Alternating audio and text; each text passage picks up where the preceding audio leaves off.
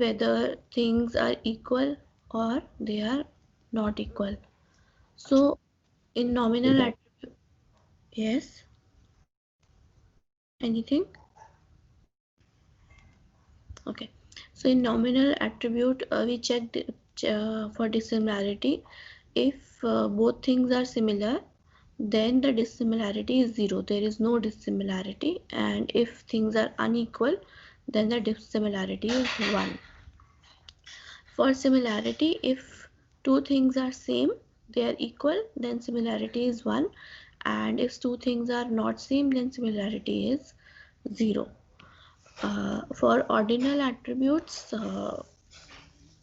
we will map it to the scale of 0 to n minus 1, where n is a number of values. So whether it is high, medium, low, or any scale from 1 to 5, we will bring it, we will just map it to this scale 0 to n minus 1, so that we can do a computation. So if this is high, medium and low, so it could be probably 0, 1 and 2, or 2, 1 and 0, depending how you change it. Then you will compute the absolute value of the difference. So between high and low, if you do, it will be 0 minus 2, so absolute value is 2. So this is how it differs, divided by total number of values. In this case it is 3, so 0 to 2, so it makes it 2. So they are pretty dissimilar. Is this clear how we compute ordinal values difference?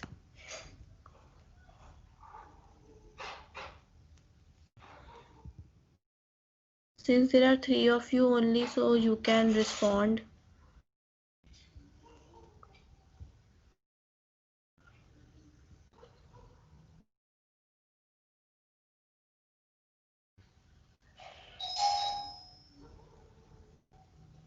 Ashwin, Anil and Ganesh.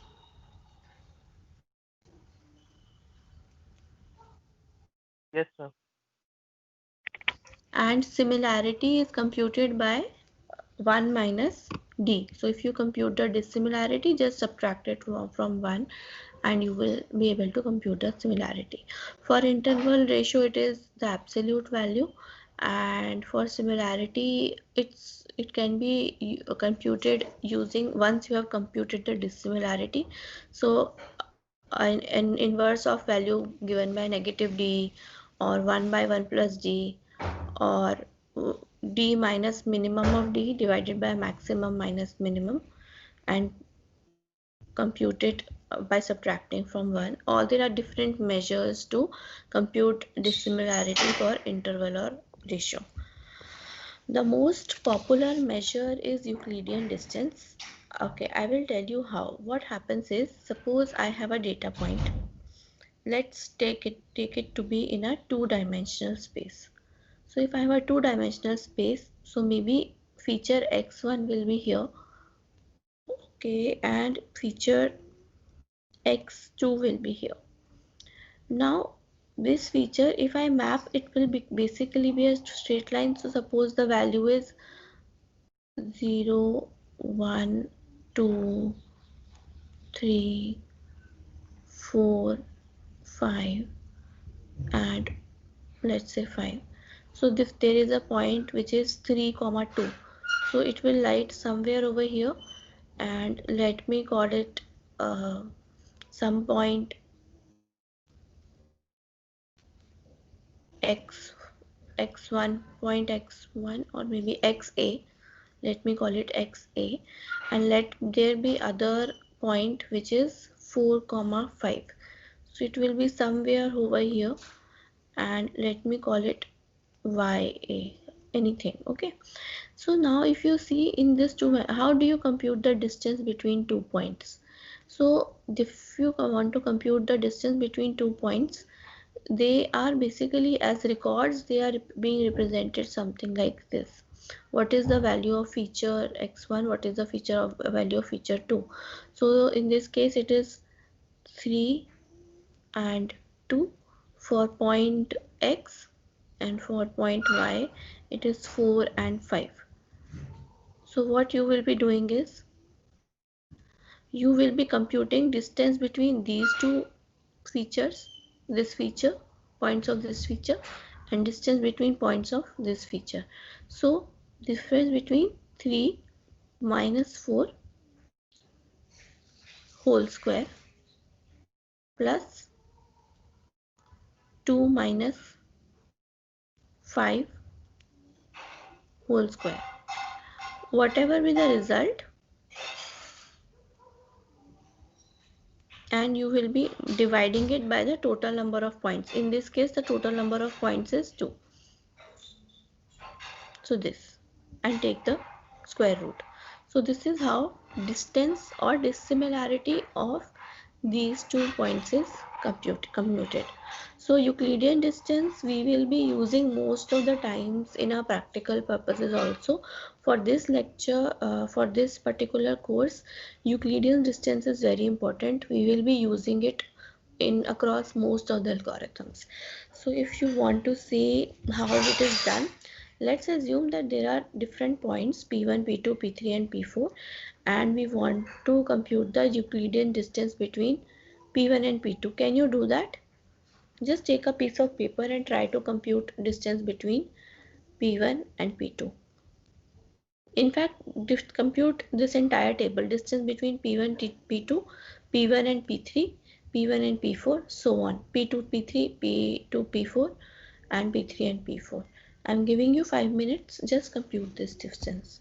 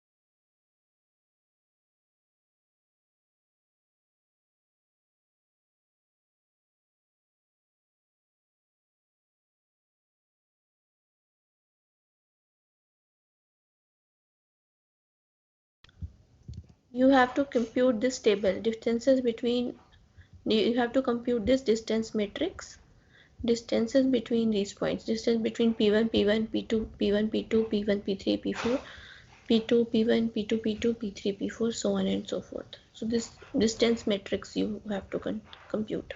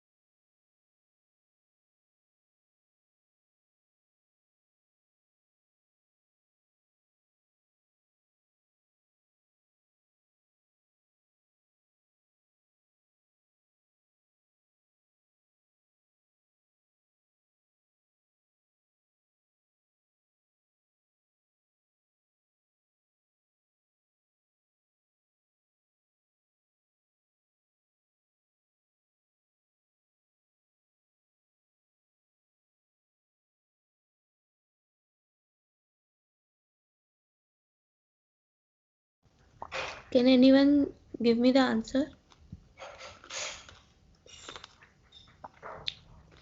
Maybe you can post it in the chat box or present.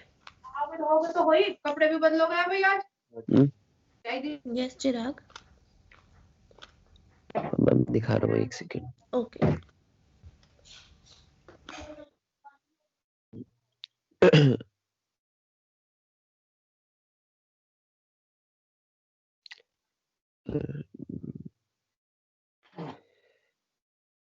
एक second कैसे होगा इसमें. Ma'am इसमें present कहाँ से करूँ? इसमें present का कोई ऑप्शन नहीं आता. Okay, एक काम करो, आप फोटो क्लिक करके चैट बॉक्स में पेस्ट कर दो. ठीक है ma'am.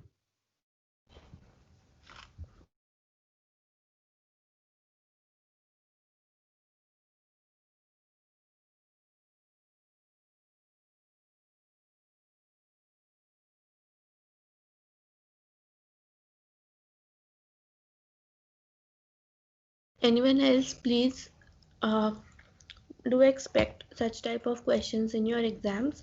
If you have done, please show me the answer.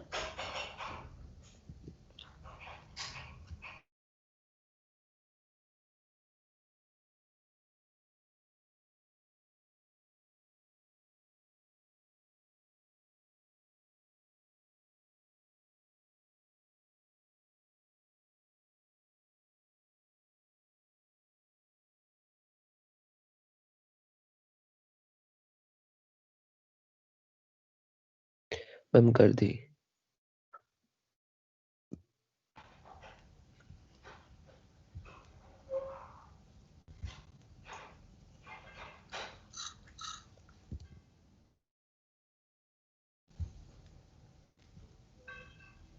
Okay. Okay, so you have created the table. I hope this is the same.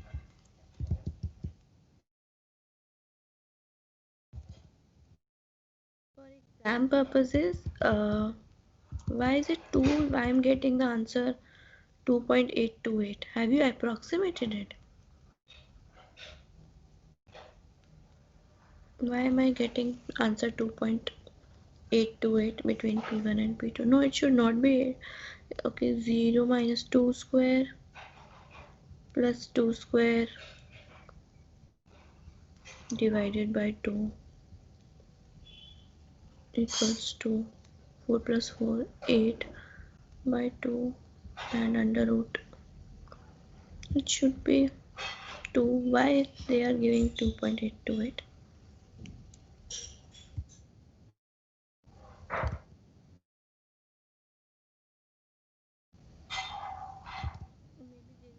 Over here.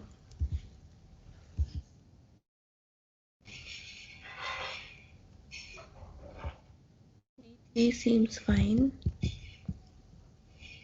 So does P4, I suppose. P4 is under root of 30. So under root of 16 is 4. This is also wrong, right? Under root of 13 cannot be 5. सारी I think ये division ना करने पे values आएंगी. जैसे आपने बोला ना total number of Okay, no problem. Let's 0.6. see. Let's check Surag's answer. So one thing that you will notice is that the diagonal will be 0 because the points are same.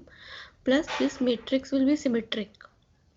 Okay, the matrix will be symmetric because you are computing the distance between the same 2 points. So unless and until there is a directed edge between 2 points and each edge has a different weight to compute the dissimilarity or similarity, this distance matrix will be uh, symmetric. Just a second, let me put on the charger.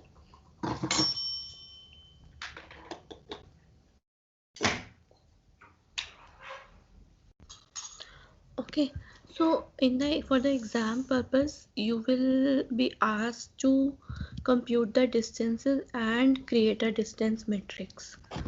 So you please be prepared for such questions, and you have to show the steps and calculations. So Chirag, not just the final answer, but how you computed this distance. So you will be Yes, ma'am. basically putting in this formula. So you have to write down this formula, and then how you computed these distances, that you have to see. Okay, I schema. just checked. मैंने अगर 2 से जो आपने बोला ना total से divide करना है, वो नहीं टोटल कर नंबर रहा ऑफ हूँ तो फीचर से, टोटल नंबर ऑफ फीचर से डिवाइड करना है। No no no no no, नहीं कर रहा एक्चुअली हूँ तो आंसर वो आ रहे हैं। जैसे टोटल, 2 से डिवाइड कर रहा हूँ ना मैं सारी वैल्यूज, हाँ, वो ना करूँ तो उनसे मैच कर रही है। you're saying that if we don't divide it, like if this was under root 8, if it Then is, it is then it is 2.828. okay, okay, we have not divided also. I think we have not, okay, the ji formula also is not dividing, right? मैं वही बोल रहा था। Okay, so it's my mistake. We will not be dividing, so that normalization we are not doing. Otherwise, so then the answer is fine, right? Ma'am but इसमें फॉर्मूले में x के minus y k का whole square है, तो point के minus होंगे। आप देखो, मैं आपको एक बार दोबारा समझा देती हूँ। जब आप कंप्यूटेशन कर रहे हो, मैंने प्रॉबेबली गलत वो लिया था पॉइंट। जो these are your features, so this could be x1 और x2 and these are points. So अगर मैं इसको बोलूँ, या मान लो इसको बोलूँ f1 and let me call it f2, okay, and if I say x and y, then what you are doing is x का f1 माइनस y का f1,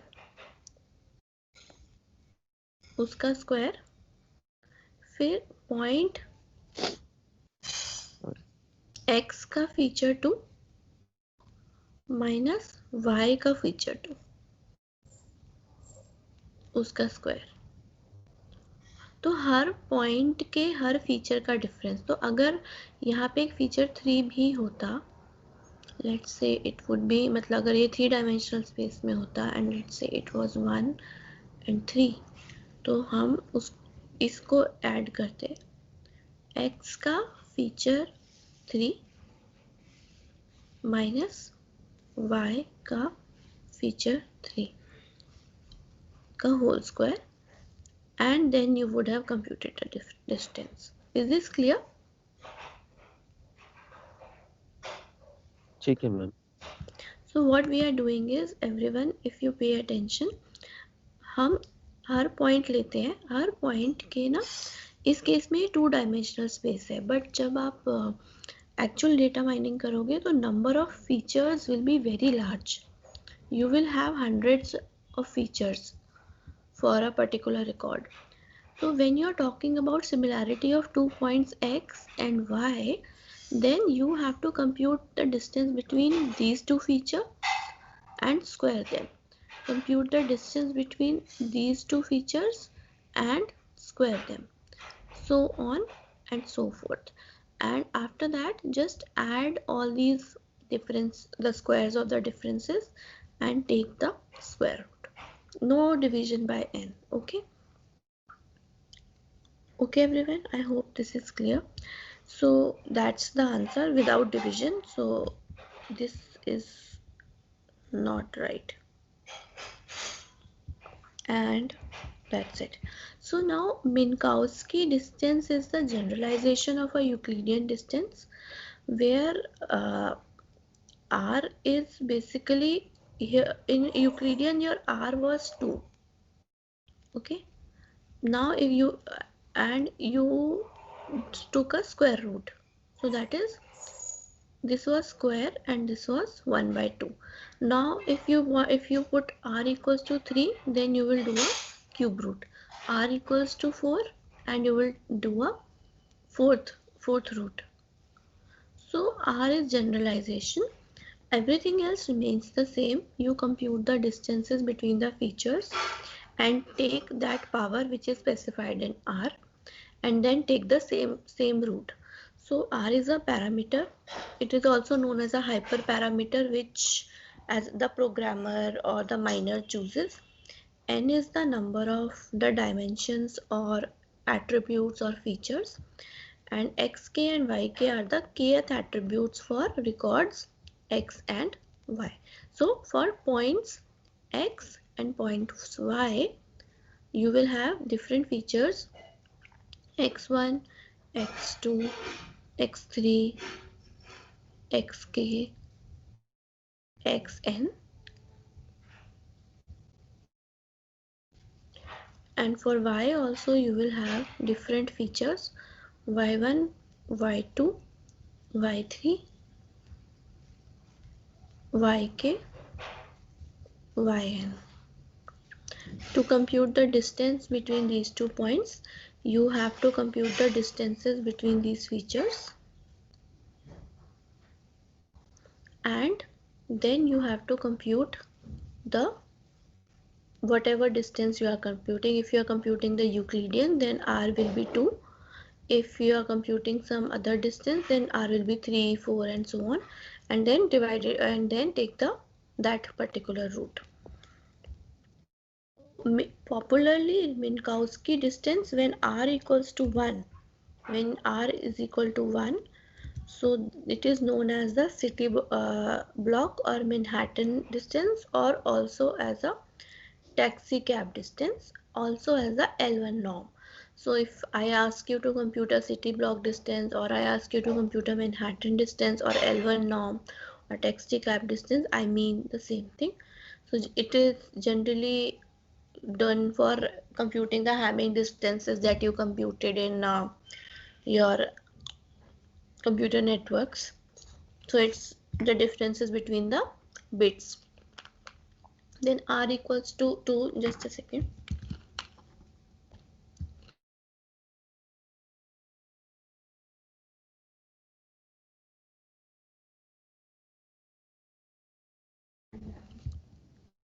So r equals to 2 we know is a Euclidean distance. It is also known as the L2 norm. Then r is infinity is the supremum distance, which is the L max norm. It is the maximum difference between any two components of the vector. And r and n are different. N is the number of dimensions, and r is the parameter that you pick, whether it should be 1, it should be 2, it would be max. So for different problems we compute different kinds of distances. So it depends on your problem what kind of distances you are picking. So r will continue to change, but n will not change because it is the number of records. Okay, so for this just compute the Minkowski distance where r equals to 1. When r equals to 1, please compute that distance.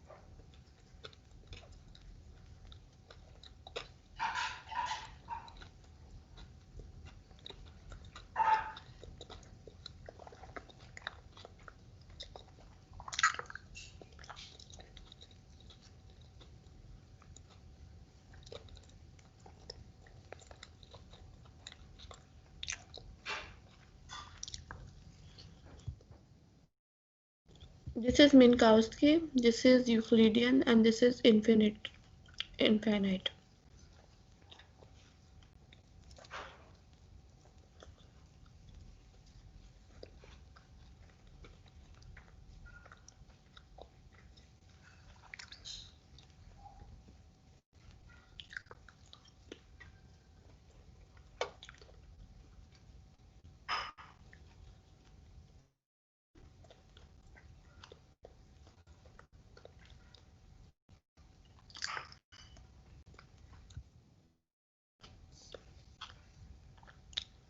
Then there is another distance which is Helmholtz distance, which is x minus y transpose, where x and y are vectors and you take the vectors. This sigma is your covariance matrix, so you have to compute the covariance and then again multiply with the difference between vectors x and y. This is not a part of your syllabus, but still I am telling you that some of the times this distance is also computed.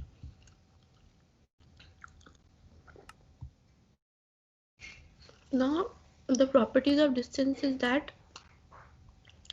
when distance is greater than equal to 0 for all x and y, and distance is this, so when you're talking about distance between 2 points, distance will always be a positive quantity. That's what we mean when I say distance is greater than equal to 0.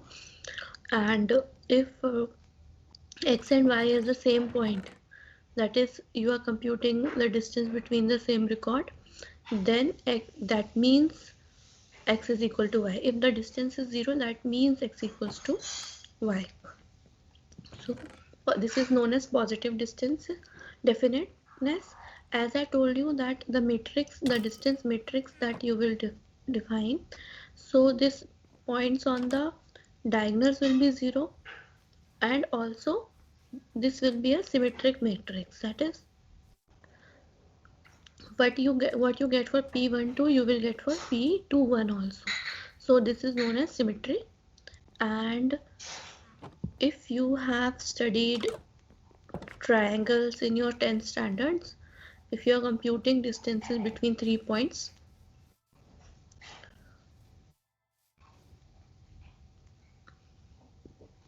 the distances of one point will always be less than equal to sum of the distances of other 2 points. So the triangle inequality also holds in the case of distances. This we are talking because we will be using all these things in algorithms to come.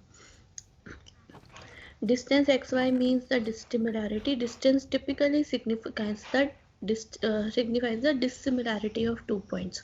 So if dissimilarity is 0, that means points are same. So a distance or dissimilarity will satisfy positive definiteness, symmetry, as well as triangle inequality. If you have a question, please ask me.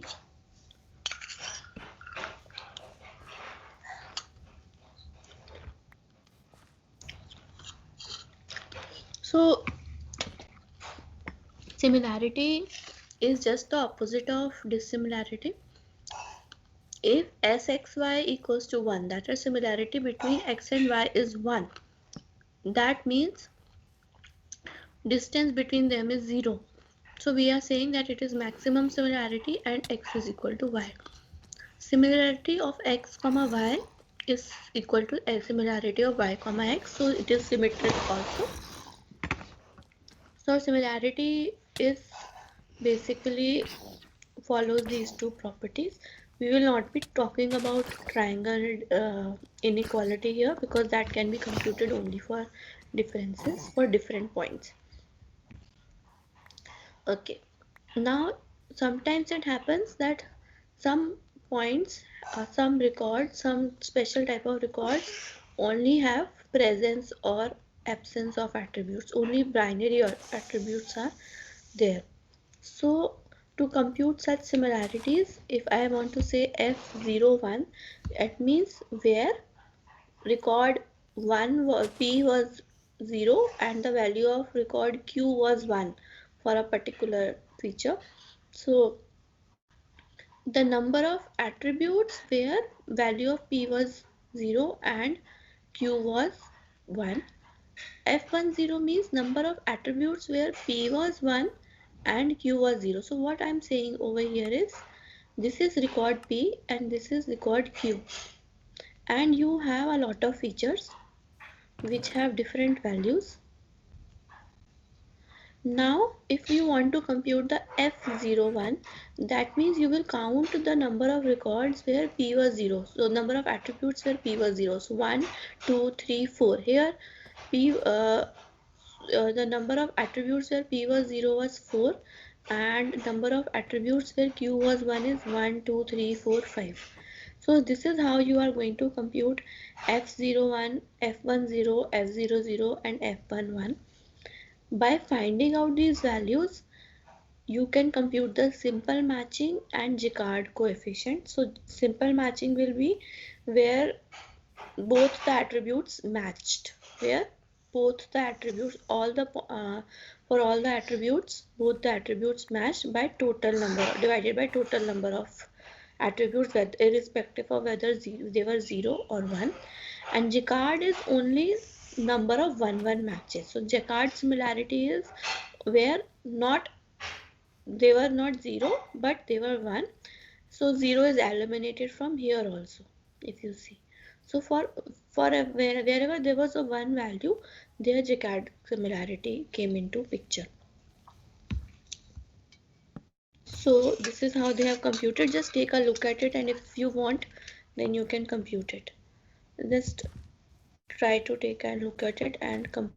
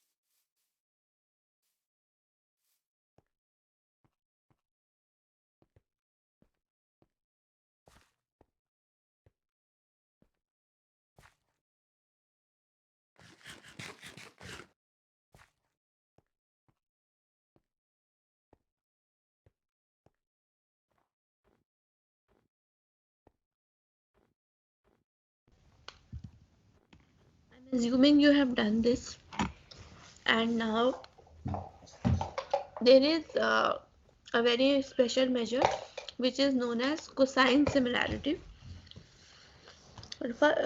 Before computing it, let's talk about cosine similarity.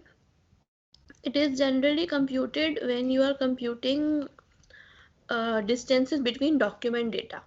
So what happens is, suppose you have a document, there are a lot of words written in a document. Now you want to compute similarity or dissimilarity of two documents.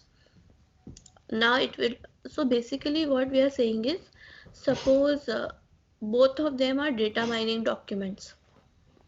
So you will find term distance and similarity and Euclidean distance, clustering, classification, all these kind of terms will be here in these two documents. But suppose this becomes a sports document. So you might, or maybe let's call it a cricket document if you follow cricket. And so you will find Virat Kohli, Pujara, and I don't know, sorry, I'm not very well versed with cricket. So you will find such kind of mentions here. Now to compute, how do you compute the similarity or dissimilarity of these documents? What happens is, I told you in the earlier class also, that we create a term vector. Term vector is one way is to create the presence or absence of a word in a document.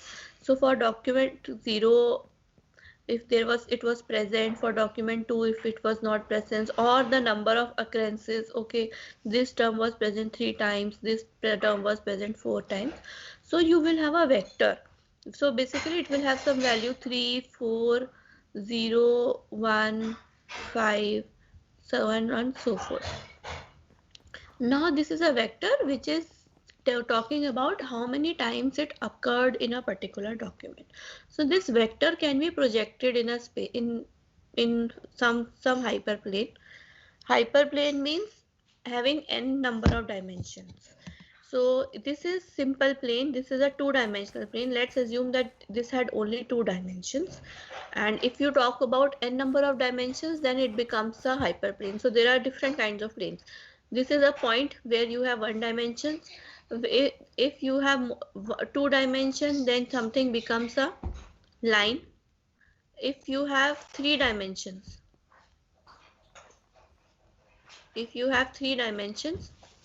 then something becomes a plane. You can cut out a plane from this. And if you have more than that, then whatever you call it as a hyperplane. For my visualization purpose, let me project it on a 2D plane, that okay, we only have two dimensions here. So when you're projecting 2 or 3 dimensions, or maybe let's call it 3D because you can find a line. So if you have a line here and there is one vector which is vector 1, so you projected these values for a particular term in the form of a vector. You took all the values and you projected it as a line. Then there was another vector. Let me call it vector 2, and it is somewhere like this. Okay, now so this is basically whether this particular document which was denoted using this vector, and there was another document which was denoted using this vector. How to compute the similarity? Now if I extend this vector over here, okay, and I extend this vector over here, now it is very easy to compute the similarity by finding the angle between them. Okay, so if you see, this is pretty obvious that the angle between them is less than 90 degree. If you had some vector like this, third vector, some other document, then you will find that the angle between V2 and V3, vector 3,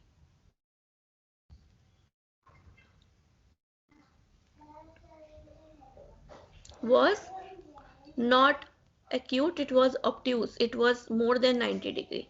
So the closer the two vectors are, basically the less the angle between them, the similar those documents will be. And the farther the vectors are, that is the greater the angle between them, that higher will be the dissimilarity, and it is given by cos theta. So if you have a positive cos theta, if you remember your trigonometry, right? If you have a positive cos theta, that means the angle is, this theta is less than 90 degree. And if you have a negative value of cos theta, then the angle is greater than 90 degrees, so higher the dissimilarity. And what happens if value of cos theta is 0? What happens when cos theta is 0? Anyone? ये तो आप अपने entrance के लिए भी पढ़ रहे होगे. What if the value of cos theta is 0? Ma'am, 90 degree. Same vector. Yes, it is 90 degree. No, 90 not same value. 90 degree. The vectors are orthogonal to each other. Something like this. So generally, cosine similarity is computed in two document vectors. So cos between, so D1 is basically entire document projected as a vector. We are talking about 2D or 3D because that's what we can visualize, but this will have n number of features. Similarly, D2 is the vector where entire document is being projected as this vector. So as you can see, there are more features. So cos theta, if you remember, is given as d1 d2 followed by norm of d1 and d2. Norm is you can compute the Euclidean distance or just the squares between these two values. So d1 d2 is basically the scalar product. Scalar product means simply multiplying and adding these values. This is the scalar product. 3 into 1 plus 2 into 0 plus 0 into 0 plus 5 into 0 is the scalar product. And norm is 3 square plus 2 square plus 0 square plus 5 square plus 0 0 0 plus 2 0 0. So this is the norm. So norm is something like this: 3 square plus 2 square plus 0 square plus 5 square plus 0 square plus 0 square plus 0 square plus 2 square. Why is it 2 into 1?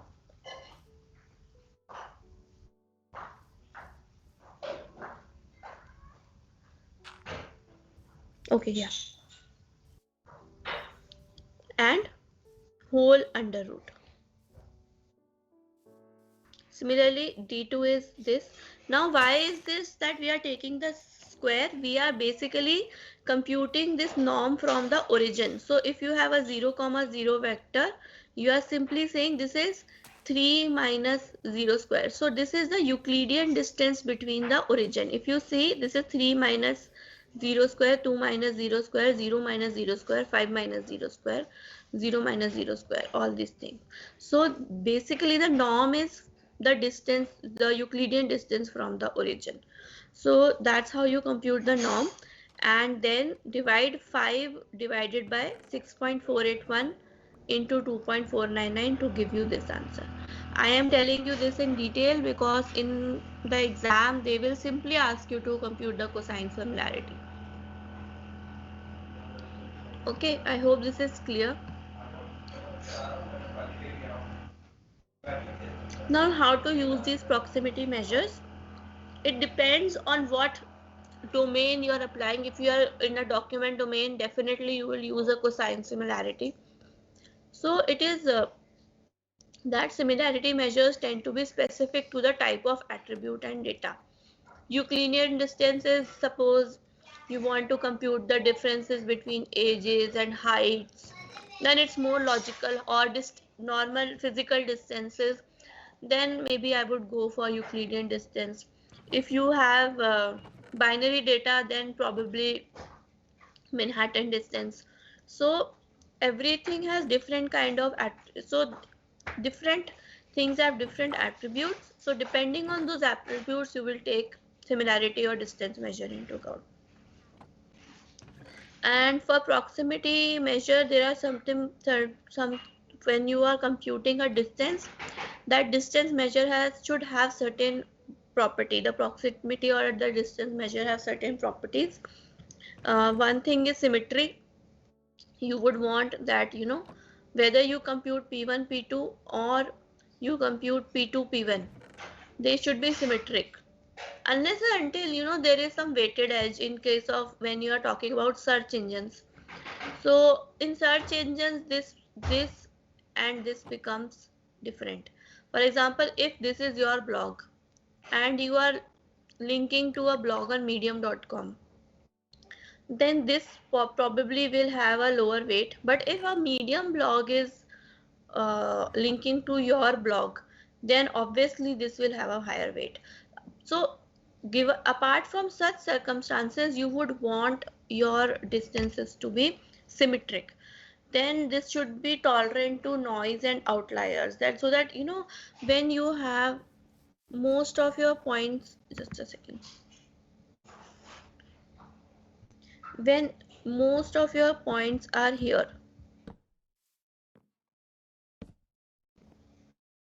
and one point is here, so the computation should not be impacted much by this outlier. And distances should have the ability to find more patterns that you will understand as we use these distances. So you have to think about these things before taking into account which proximity measure you are using. So this topic is done, and I will start data pre-processing. If you have a question, please ask me now.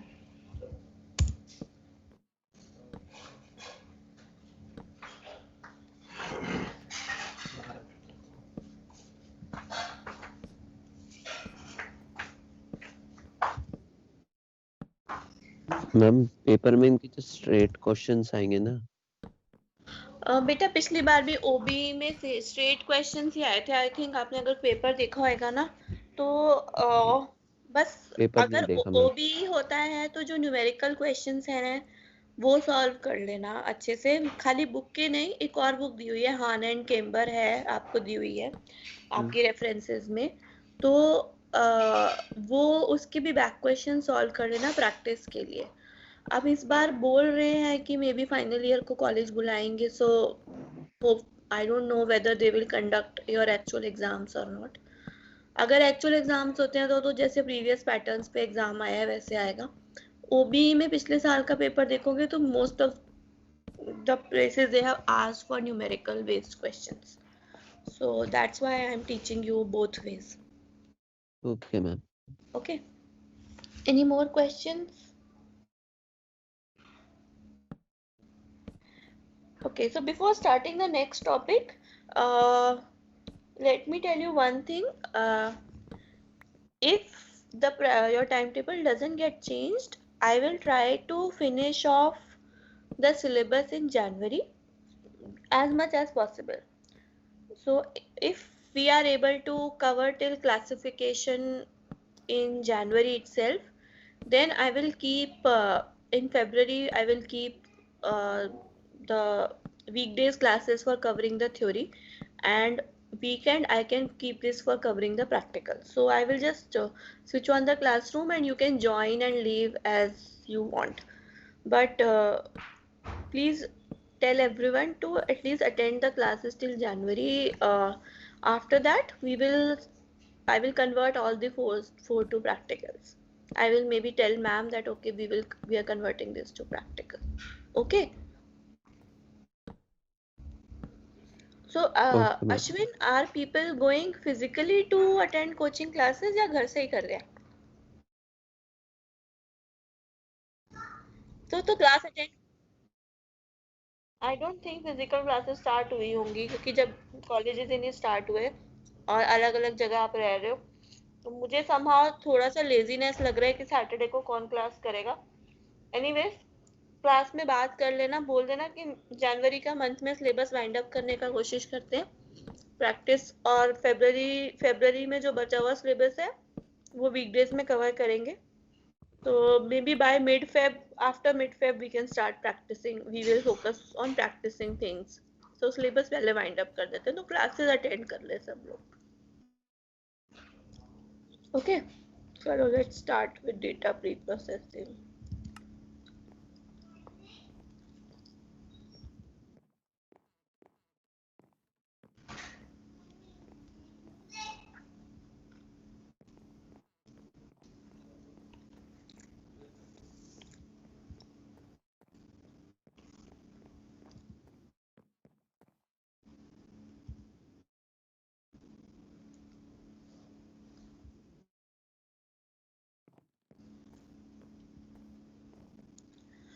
So before applying your algorithms, there are various pre-processing steps that we have to do. First thing is to clean up your data. So maybe handle missing values, or so we had studied that maybe you could replace the missing value, you could remove the record. Apart from cleaning the data, you would want to structure it in the right format, which will include aggregation, dimensionality reduction, or creating the features, or transforming the attributes. You would also need to do sampling. Sometimes the data is enormous, So if the data is enormous, then you might not be able to process all the records. So maybe you would want to bring out samples. So that is sampling. And you will need to transform attributes. For example, you have categorical attributes: high, medium, low. But if you have to compute the Euclidean distance between two attributes, suppose one record had value high and the other one had low, and you wanted to compute the distance between this record and this record, you cannot do high minus low. You have to transform it to a scale. So let's say high is 2 and low is 0. So you have to transform it to a continuous scale to compute that distance. So that is attribute transformation, that depending on the algorithm, you are transforming the attributes so that you can uh, evaluate them or measure them. Similarly, discretization and binarization. Sometimes it happens, for example, you have marks. Okay, now marks is a continuous value, continuous attribute.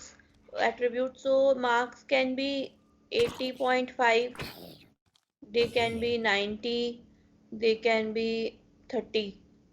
So if you want to discretize them, that is transform them into category, what you will do: above 90 it should be A, maybe between 80 to 90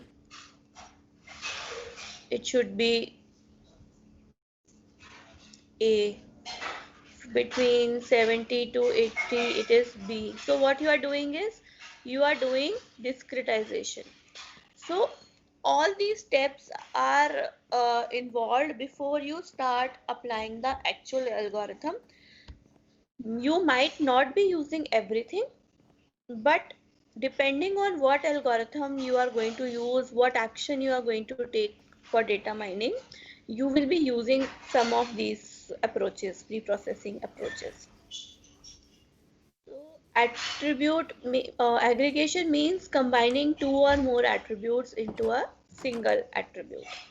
So when you are doing data reduction, for example, you can do is data reduction. Now consider a big bazaar store near you. If you go to that store, there is there are a lot of transactions happening even in 1 hour, and now in one day, 1 week. So just imagine that if so many hundreds and thousands of transactions are happening just in the store near you, and so there are many big bazaar stores or Reliance stores in the city. So how, just imagine the amount of transactions happening in that, but in big bazaar stores. Now sometimes, so basically you have hour wise data, you have day wise data, you have weekly data, monthly data, as well as yearly data. So and you have location wise data also, that okay, center 1, center 2, center 3, and this is for the city 1.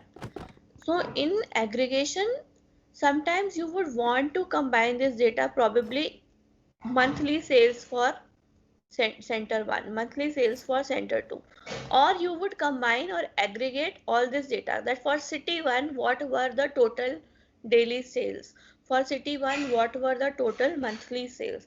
So you are basically reducing the number of attributes, and you are using something like sums or average to aggregate these transactions. Is this clear? I think Chirag would be better able to explain this because he is working on stocks.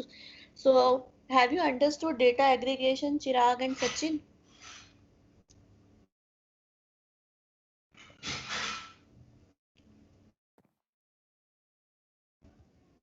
हाँ ma'am. समझा पाओगे hello. Class में? Class को समझा पाओगे? नहीं ma'am, ना में नहीं आता। Okay, okay.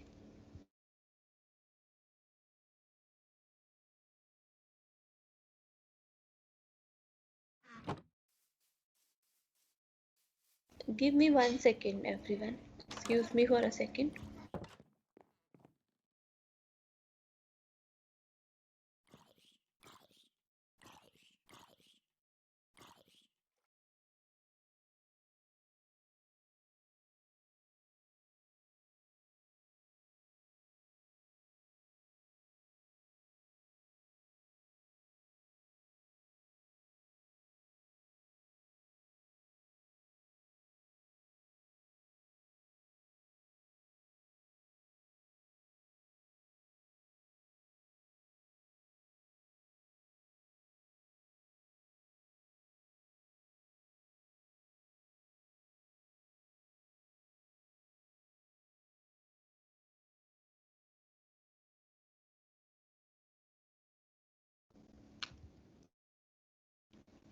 Okay, so aggregation can be used to do data reduction, and some popular measures are counts, sums, averages.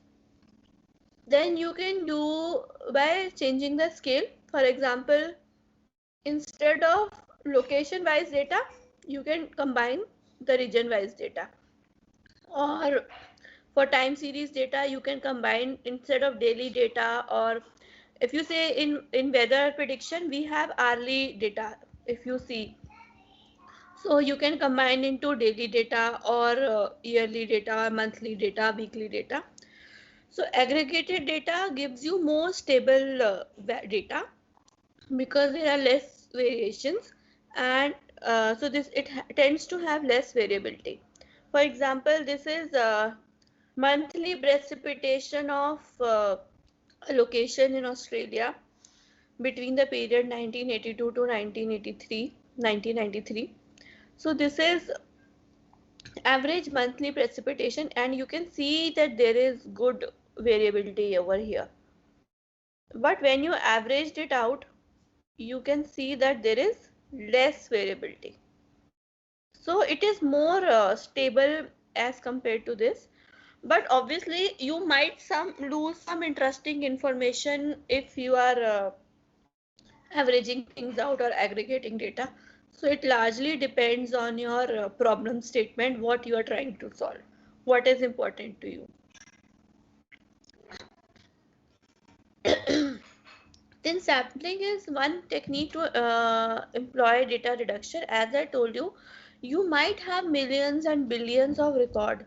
So the other way to uh, handle this situation is to take out samples and representatives. For example, today Ashwin told me that there is a problem that we are not able to attend Saturday class.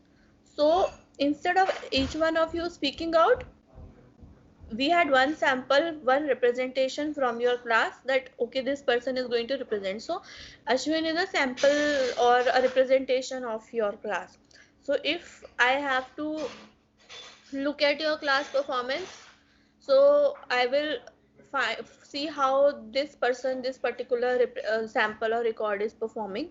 If I have to talk about problems, I will look at this particular person and okay, talk about the problems. Similarly, it's just a representation. Generally what happens is that if you have multiple data, you divide them into different groups and pick the representative sample of them. And so instead of, if you had 100 records here, 100 here, 100 here, 100 here, so you have 500 records. So but for sampling purpose I chose one from each, so it just becomes only 5 records to represent 500 of them. This generally happens in when we create customer profiles or customer personas.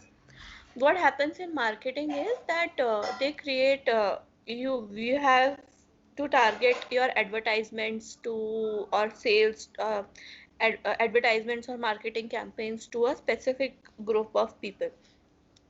Now as you are teenagers or youth, then there will be some school students, then there will be people like me who are middle aged, and there will be people who are senior citizens, and you want to sell the same product to each one of them.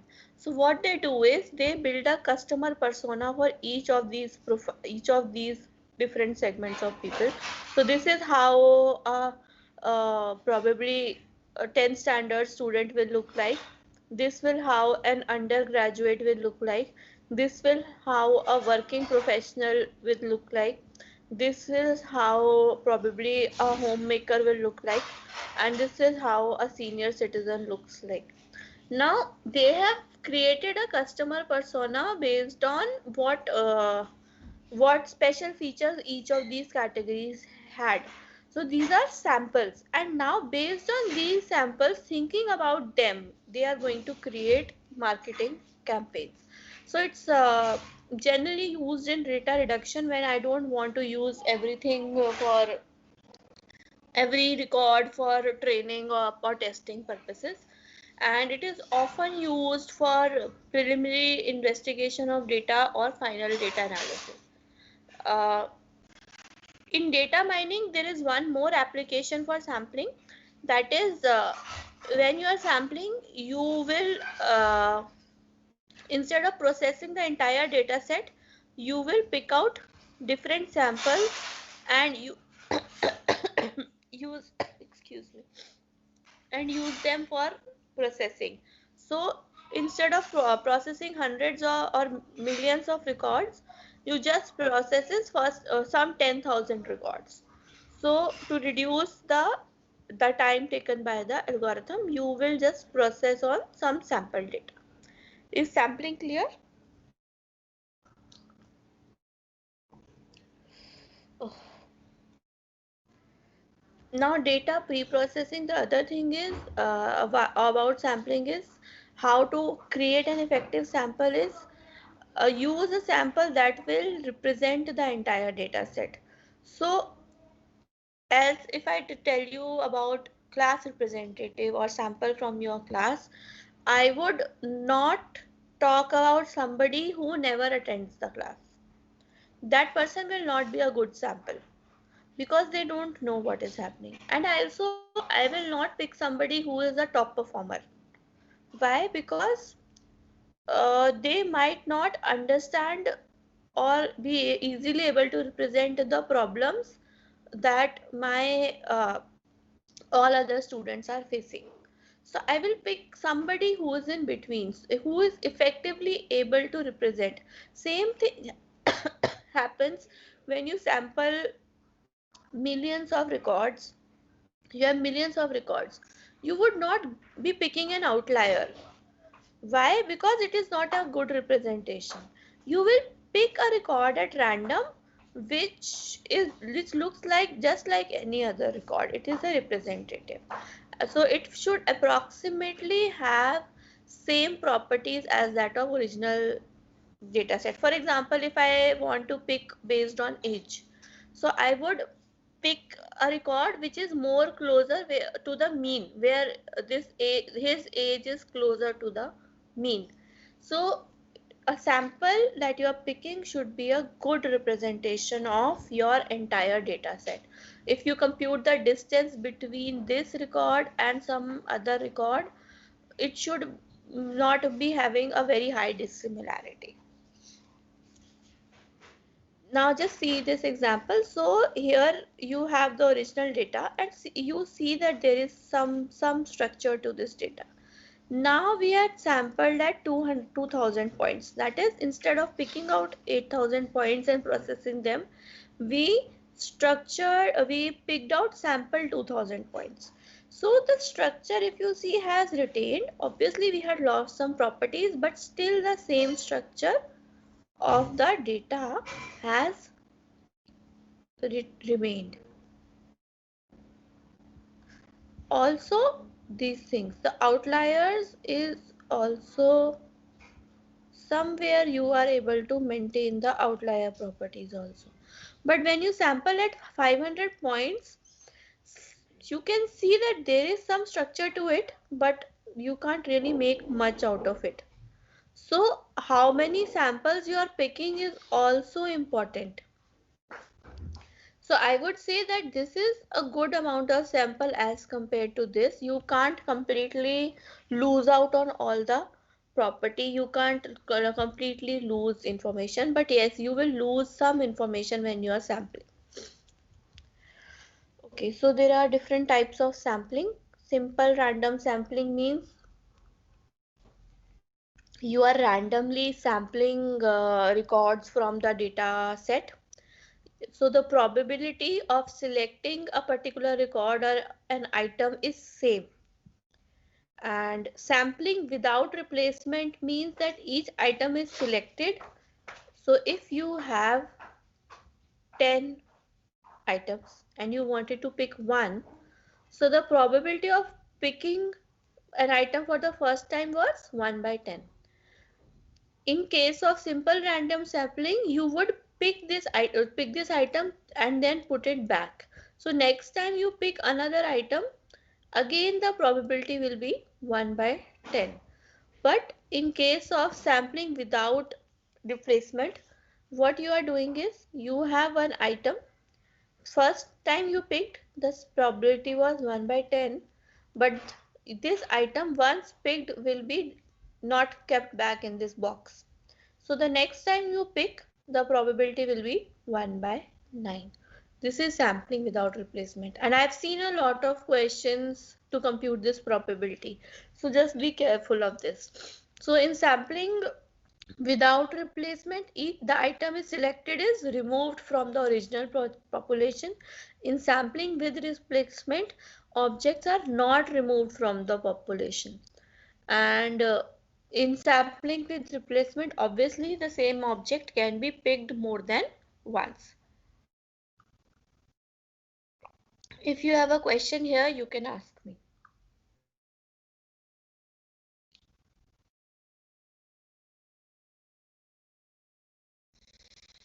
Okay. Now you have stratified sampling. Split the data into several partitions and then draw random samples. So what does this mean?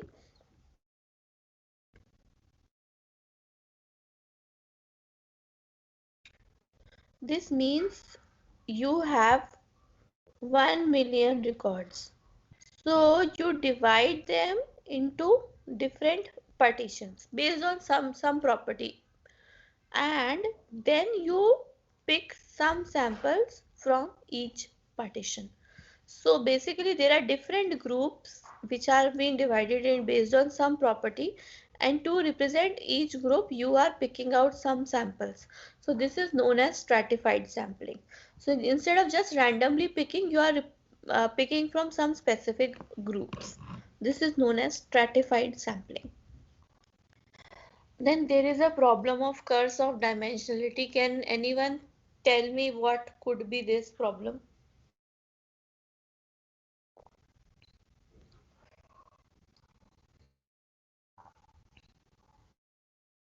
Anyone who can talk about dimensionality?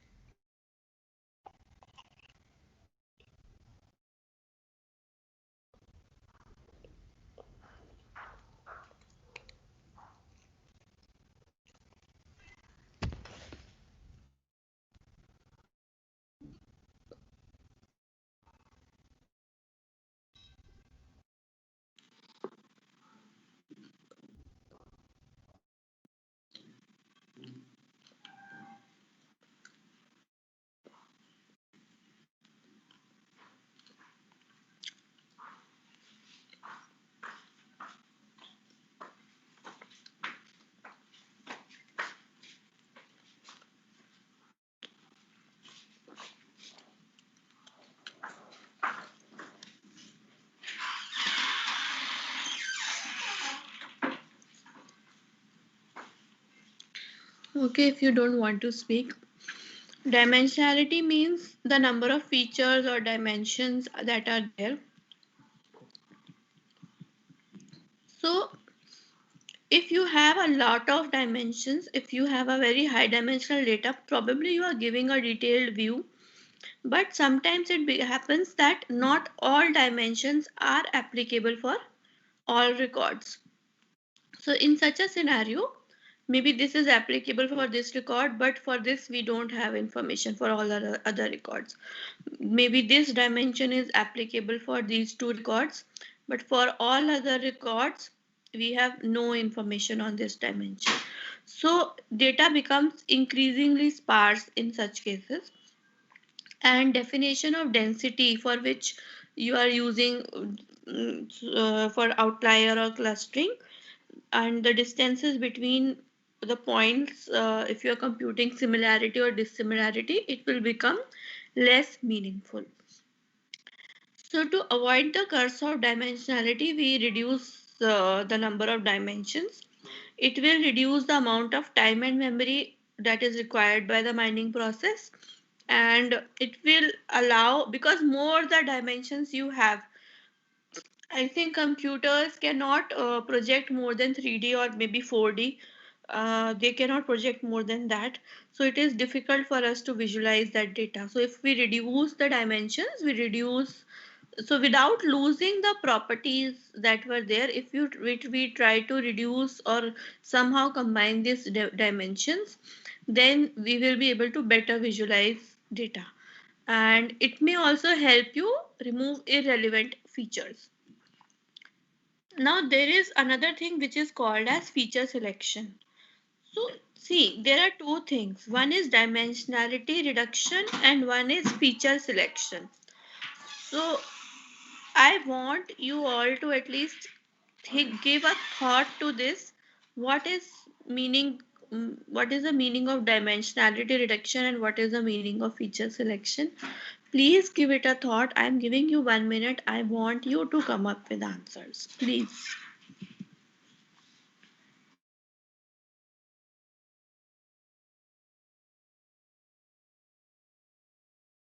I will ask, because there are only 9 students in my class or 10 students in my class. I will ask you to really tell me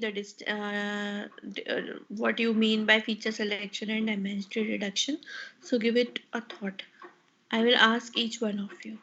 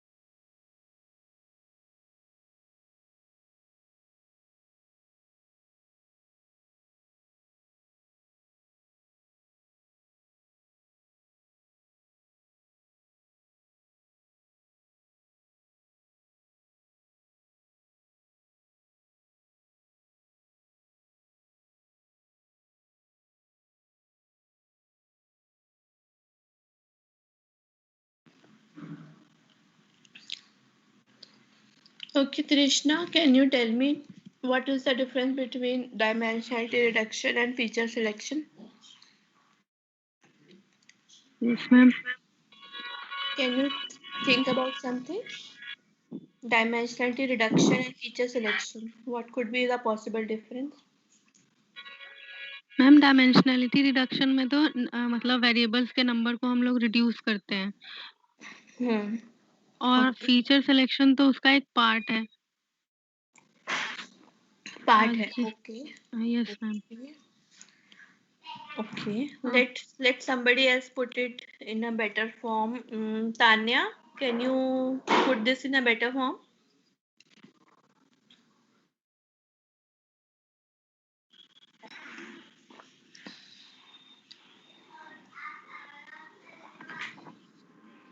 ma'am वही है जो तृष्णा ने बोला, dimensional की reduction में हम dimensions को रिड्यूस करते हैं और फीचर सिलेक्शन में हमारा काइंड ऑफ सबसेट हो जाता है डायमेंशंस का।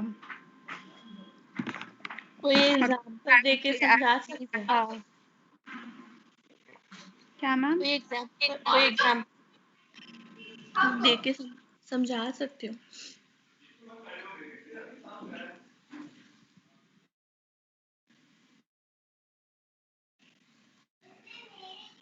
हम एग्जांपल भी सोचना पड़ेगा। Gyanesh,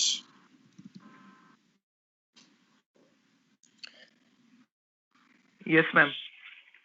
anything that you can think of and help me with? Yes, ma'am. Ma'am, feature selection, I'm selecting and excluding given features without changing them. Okay. And dimensional reduction is I'm transforming features into their lower dimensions. Okay. कहीं से पढ़ा है? Ma'am मैंने net से search करके अभी ma'am खुद से लिखा है। Okay, fine, good. Okay, so चिराग कोई एग्जांपल दे सकते हो? ज्ञानेश ने सही डेफिनेशन दी है, तो तुम कोई एग्जांपल दे सकते हो? डेफिनेशन ही मेरे समझ में नहीं आई, मैं तो कुछ और सोच रहा था। आप क्या सोच रहे थे, आप बताओ? मैं तो ये सोच रहा था मैम कि प्रायोरिटाइजेशन करना पड़ेगा ना, जैसे फीचर सिलेक्शन में तो हम वो फीचर्स लेंगे जो हमें जरूरी है हमारे डेटा के अकॉर्डिंग, बट डायमेंशनल रिडक्शन में हमें अपने फीचर्स को प्रायोरिटाइज करना पड़ेगा, कौन से जरूरी है कौन से नहीं। हम कोई भी फीचर्स तो एलिमिनेट नहीं कर सकते ना। फीचर सिलेक्शन की डेफिनेशन तो ठीक है, डीआर में जब आप बोल रहे हो कोई भी फीचर मैं एलिमिनेट नहीं कर सकता, वो भी ठीक है, बट प्रायोरिटाइज करना वो मुझे समझ नहीं आया आप क्या बोल रहे हो। मैम ऐसे अब जैसे हमारे कुछ फीचर्स हैं, तो अब मेरे पास 5 फीचर्स हैं, क्या क्या बोलता हूँ, मैंने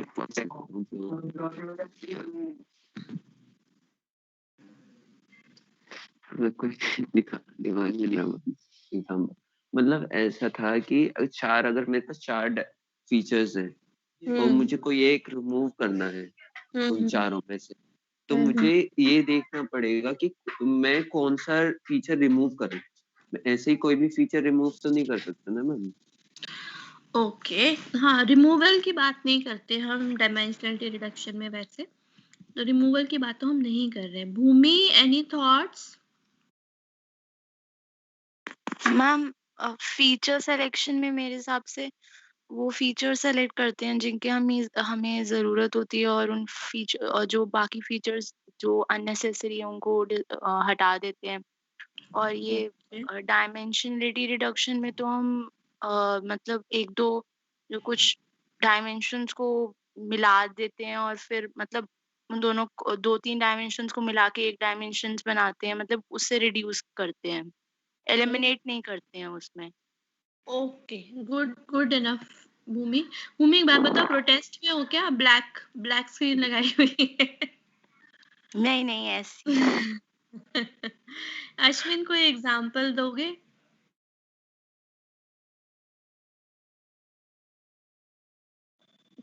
कहाँ गया अश्विन?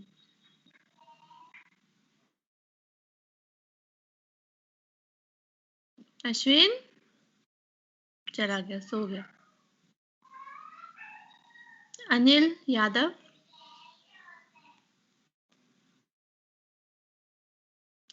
एक तो 9 बच्चे क्लास में आ रहे हैं, उसमें से भी जवाब नहीं दे रहे हैं। मैं भी तो सुबह सुबह उठी हूँ ना। पूजा, Yes, Pooja, ma'am. anything, any example that you would want to give? Sorry, ma'am. I have just come now. क्या हो गया पूजा, आज लेट क्यों आए हो? मैम मैं ट्रैवल कर रही थी तो नहीं कनेक्ट कर पाई, अभी जस्ट कनेक्ट कर पाई क्योंकि अभी सिस्टम में। कहाँ जा रहे थे? I am some work. Okay, अक्षांश।